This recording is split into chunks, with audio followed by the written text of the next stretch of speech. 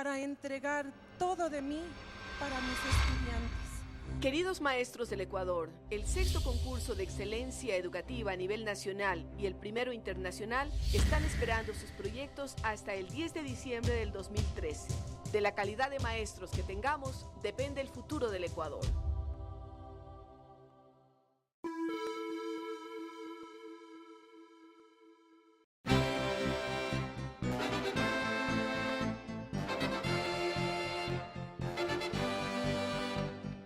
Queremos retornar al Ecuador y hablar de una figura conocida dentro del ámbito nacional e internacional, no solamente por haber sido presidente del Ecuador luego de 2 frustrados intentos. Nos referimos a Rodrigo Borja Ceballos, quien accede a la presidencia de la República en el año de 1988 y que decía, es conocido también como jurista, como escritor de libros, como la enciclopedia de la política. Así es que veremos algo de lo que nos dice este hombre que llegó a la más alta magistratura del Ecuador. Yo pasé buena parte de mi niñez en el campo, entonces me gustaba montar a caballo. Mi padre era muy buen torero, sí. Y yo era un ayudante de espadas, sí. Entonces me aprendí a torear, nos dedicábamos a cosas campesinas. Inclusive a manejar tractores, ¿cierto? Es cierto, sí, mi padre tenía un gran tractor internacional de oruga, y claro, mi fanatismo fue ese. Y desde ahí le quedó la afición hasta la presidencia de la República. Me quedó una fijación infantil, si yo donde veo un tractor me subo y empiezo a conducirlo, es una cosa ya compulsiva. No importa que esté de presidente o que esté en una función tan importante. No, sí, ya cuando yo hacía la revisión de obras de carreteras en el gobierno, ya los contratistas ya sabían que tenía que tener un tractor listo. Entonces yo llegaba, hacía la revisión y siempre una vuelta en el tractor. Una vuelta, ese era el gusto para el presidente. Así es. Yo recuerdo otra cosa, mi padre era muy aficionado a los caballos. De joven él había sido jinete del primer hipódromo de Quito que fue establecido aquí por la familia Mantilla, en lo que hoy es la avenida Colón. Entonces, ¿cómo pues, cambia, no? Ya. Entonces mi padre era casi un jockey profesional en las carreras de caballos y siempre nos enseñó a montar a caballo bien, etcétera, etcétera. Y él tenía un caballo muy difícil de manejar que se llamaba Golden Arrow, me acuerdo muy bien. Y entonces estaba en una pesebrera ahí cerca de la Colón. Él adivinó que yo le tenía miedo al caballo y basta que él supusiera que yo tenía miedo a algo para que me obligara a hacer. Claro. Entonces me obligó a montar al caballo. Entonces salí en caballo por lo que es el Amazonas, me fui hasta el Ejido, donde está, no sé si hotel, en el Hotel Colón, di una vuelta y el caballo se me arrancó y se desbocó por toda la Amazonas y fue a parar cerca al colegio militar. ¿Pero usted seguía allí? Yo, claro, no había manera, pues era empedrado y un caballo anda a 60 kilómetros por hora. Pero la suerte, claro, no había el tránsito de hoy. No lo votó, por eso le pregunto. Sí, la gente que me escucha no podría concebir esto, porque claro, hoy sería físicamente imposible. En ese tiempo el tránsito era muy raro, pero de todas maneras había riesgo. Cuando ya paró el caballo, mi padre llegó pálido. Atrás. Cuando usted era presidente de la República, ¿con alguna frecuencia salía por las calles y conversaba con la gente común? ¿Usted tiene anécdotas respecto de eso que comenta, ¿no? Que usted salía mucho. Tengo dos anécdotas. Yo trabajaba hasta cerca de la medianoche, 11:30, 12 de la noche, y ciertos días estaba ya con la cabeza congestionada de tantos problemas, llamadas telefónicas, etcétera, etcétera. Entonces salía a caminar, pero tenían orden los edecanes de no acompañarme, porque lo que quería es la soledad. Entonces me iba, por ejemplo, hasta la 24 de mayo, me iba hasta la calle La Ronda o por San Francisco a medianoche. Y me ocurrieron 2 veces 2 anécdotas graciosas. La una es que en la esquina del Banco Central, a 100 metros del Palacio, vi a unos 3 borrachitos que bebían a pico de botella. Entonces, cuando yo iba a pasar al lado de ellos, desapercibido me vieron. Y entonces uno de los borrachos me dice, oye, vente tú acá, tú que te pareces al presidente, ven a tomarte un trago.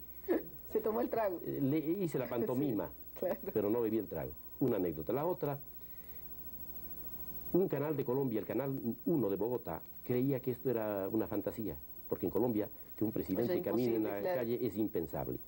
Entonces me había mandado un equipo para verificar si en realidad yo salgo. Yo no sé cuántos días estuvieron cazándome, hasta que un día yo salí a caminar y al cruzar una calle veo atrás unas 4 personas. Seguí la caminata, regreso a ver y me seguían. Entonces decidí enfrentar quiénes eran y me regresé. y eran la gente del Canal 1 de Bogotá.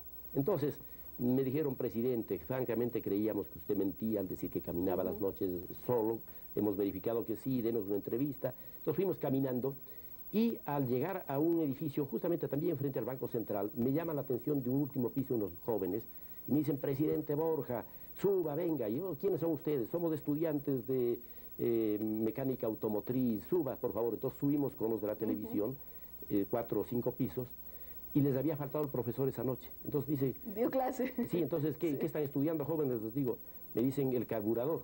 Entonces yo tengo ciertos conocimientos del carburador por mis aficiones automovilísticas. Y entonces les desarmé el carburador, les indiqué para qué es el flotador, cómo funciona la inyección de la gasolina, la mezcla con el oxígeno, el papel de la chispa para la explosión, etcétera, etcétera. Y todo esto grabó el canal. Entonces ellos hicieron un documental de 1 hora en Bogotá sobre este tema.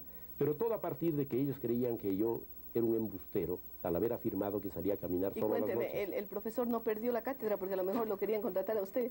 Pero podía haber ganado la presidencia. ¿Cómo quisiera usted ver al Ecuador del próximo milenio? Ya no estamos hablando de cómo va a ser, sino cómo quisiera verlo. Como un país en el cual no haya hombres que trabajen sin comer y hombres que coman sin trabajar.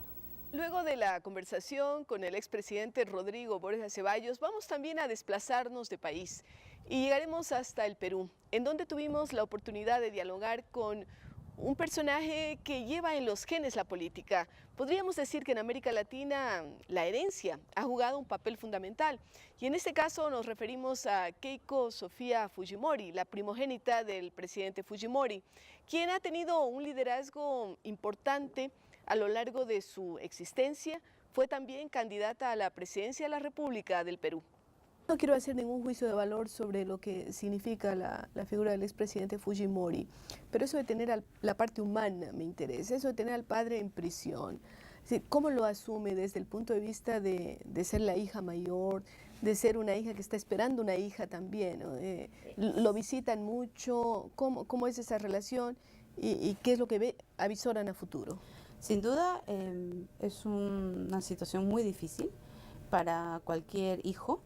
Tener a un familiar, sobre todo a un padre, a quien nosotros queremos y respetamos muchísimo, detenido, privado de su libertad, pues es durísimo.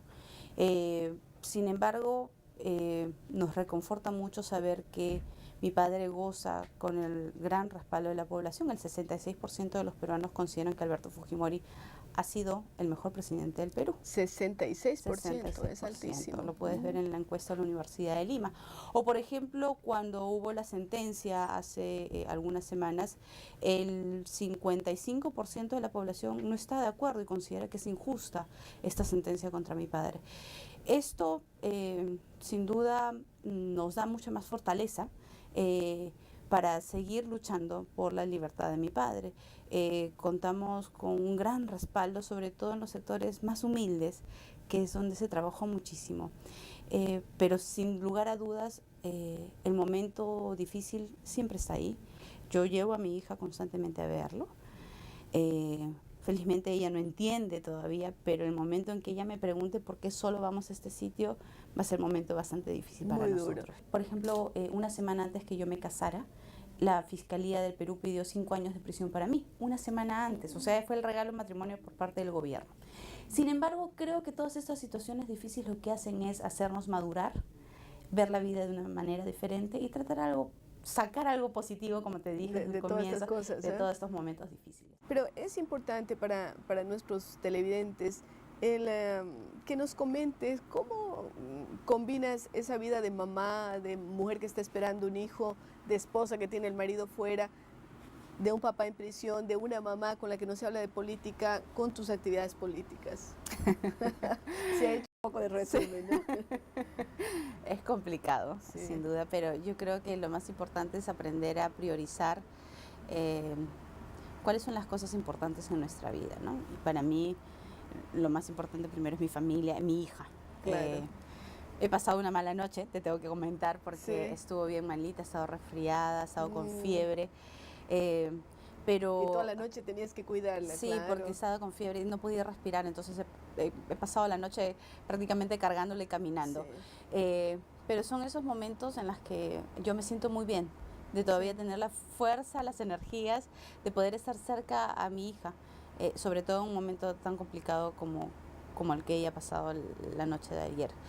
Pero sin duda, en estos momentos de priorización, por ejemplo, yo trato de acomodar, digamos, la vida familiar a mi trabajo. Entonces, cuando tengo la oportunidad de llevar a mi hija a alguna provincia, la llevo. Claro. Siempre le trato de que ella además vaya conociendo la realidad de nuestro país. Haciendo, efectivamente, sí. Efectivamente. Y me encanta que ella sea una niña muy sociable, que le encanta estar con otros niños, que tenga la posibilidad de dormir en cualquier sitio, porque, o sea, a veces pues dormimos en un pueblo muy alejado. Y ella se acomoda, es una niña muy flexible, ¿no? Entonces, ella se tiene que acomodar a mi estilo de vida, digámoslo así, ¿no? Mi padre entiende, los días de visita son martes, jueves y domingos.